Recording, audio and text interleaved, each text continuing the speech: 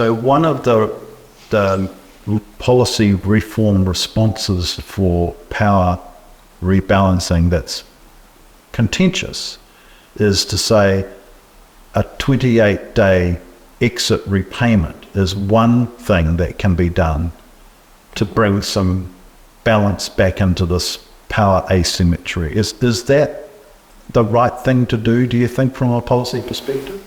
I think so, but it's small, isn't it? Well, it's one of the things. If you think about all the profits that are not being shared, if you think about the way that the residents are essentially in this asymmetrically low power position, even though they're the ones who front up with the money, they have the least amount of say. Right? In a contractual sense, it's quite unusual that you've got this essentially a commercial transaction with the contract so out of favor for the buyer.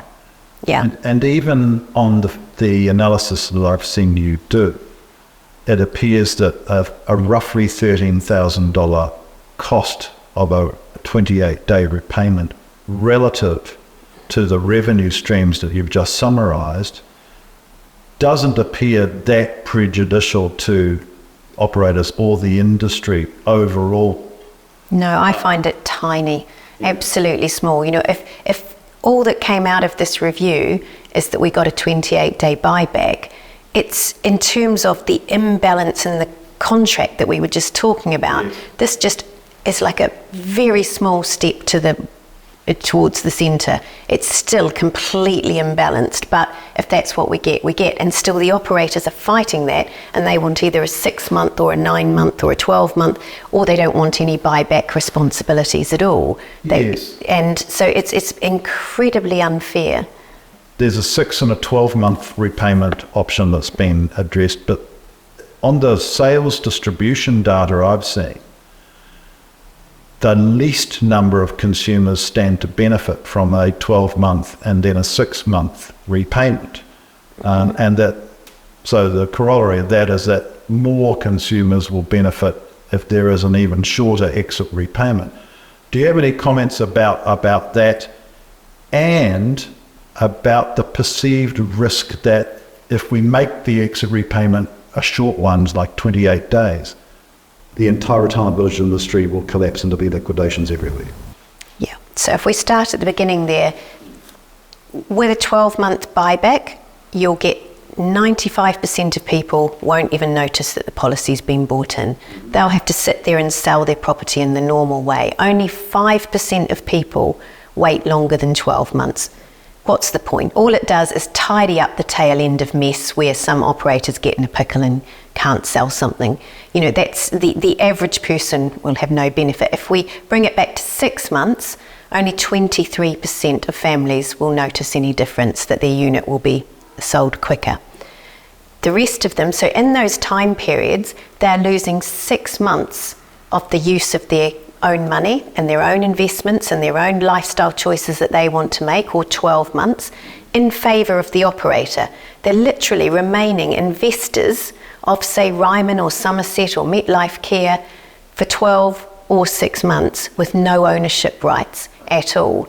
And if they could get their money back and invest in the shares of those companies, they'd demand a 10% return like the operators are. But instead, when we costed out this model, they looked at these people losing 3% while they waited. Complete imbalance in that, isn't it? But to me, it's frustrating when you go, even the policymakers in their analysis are saying that, oh no, the residents are not proper investors. Their money is worth less.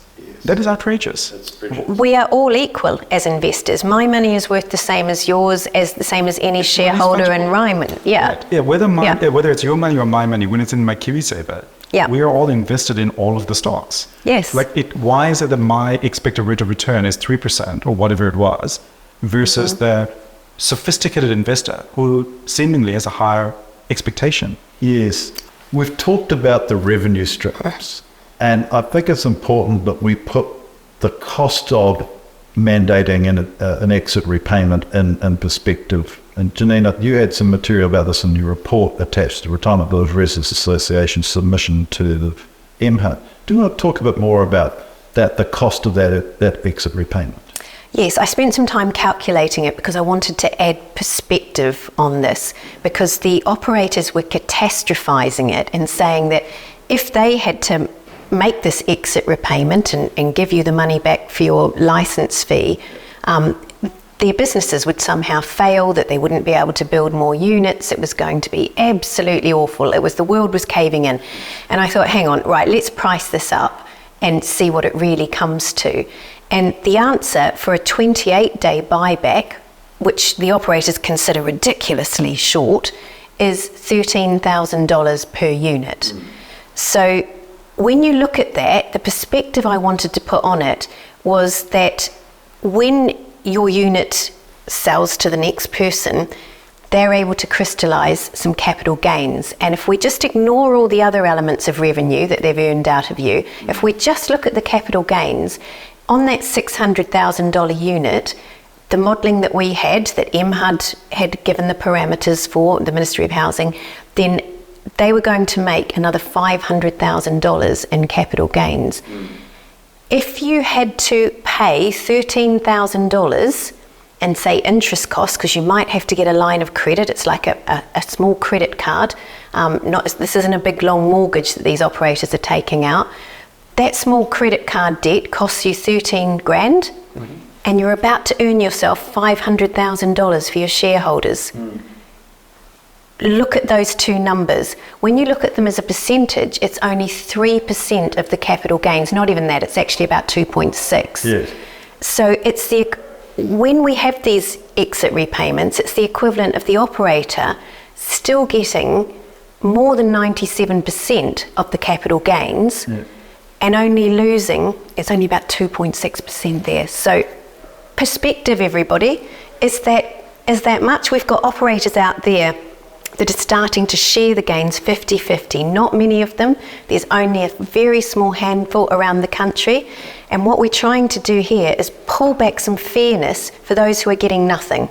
There are families out there that earn no capital gains, and it would be that very small amount of money. And I think that puts incredible perspective on it for everybody and the policymakers who are going to have to decide about this. How might the perceived risk of this 28-day repayment be managed? What are some of the things that we could say to the industry, to operators, and to policymakers about managing this risk that a 28-day repayment is going to spell the death knell for the industry or for the villages or smaller villages, so forth? Well, it's just not, well, the exemption regime, I think, would be a great one, to start off with. If you are sharing capital gains, then everybody waits. There's no buyback. We wait till we've sold the unit because you've both got some skin in the game with that. If a company went into liquidation, perhaps the statutory supervisor could then have the authority to put a halt to buybacks to allow that company to trade out or to sell itself. And we've seen that in Australia where that's had to happen, and then the new owners have come in and the buybacks have started again and been put in place. If there's a pandemic, that could cause a lot of deaths throughout the community. Okay, you'd have too many buybacks at once. So you put a halt to the buybacks in those situations. So any sort of abnormal, extraordinary, call it a force majeure event, you'd have an exemption in place for it. Or a right for an operator to apply for extension or something like that, that sort of stuff. Yeah, absolutely. Are there any other ideas about managing the perceived risk that we wanted to? I think there's one which is really telegraphing that it's going to come into effect in 12 months' time. Get your affairs in order. Yes. If you don't have enough balance sheet capacity, raise some capital. Yes. If you don't think you're going to survive, sell your village. There is no right to you have a business, right? Yeah. A business, not a living entity. And the other thing is either restructure your balance sheet, or if you can't, perhaps you have to introduce capital gains sharing, because that would get you out of the obligation to do a buyback. And that's why I would like to see the 28-day model come in, because it would mean that those with the toughest balance sheets, which is the best thing for the industry, those with good capital structures can afford it. Those who perhaps haven't, stop crying, just share the capital gains. If you haven't got that cash flow management, or you can't borrow a line of credit, I don't see what the whinging is about. Move to the other side where we've got operators like Fletcher's and Vivid Living who are now coming in and sharing 50-50 gains, and they're still making money. I think there's so much money in this model that we don't need to get too worried about this industry melting down. You know? And also, I don't think we should assume that even if a tail of businesses fail, that the industry will fail.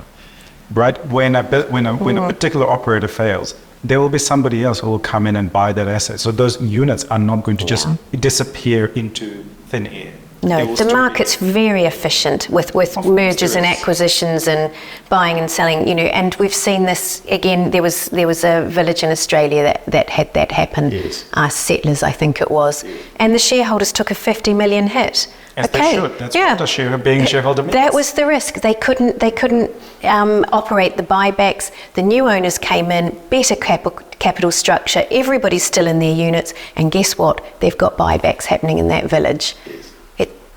It all works out in the end. And you know what? With new regulation, sometimes the tail end of any market fails a little bit, and there's a little bit of adjustment to it. That's not a bad thing. It's about a market growing up, getting stronger, and getting the dead wood out of it.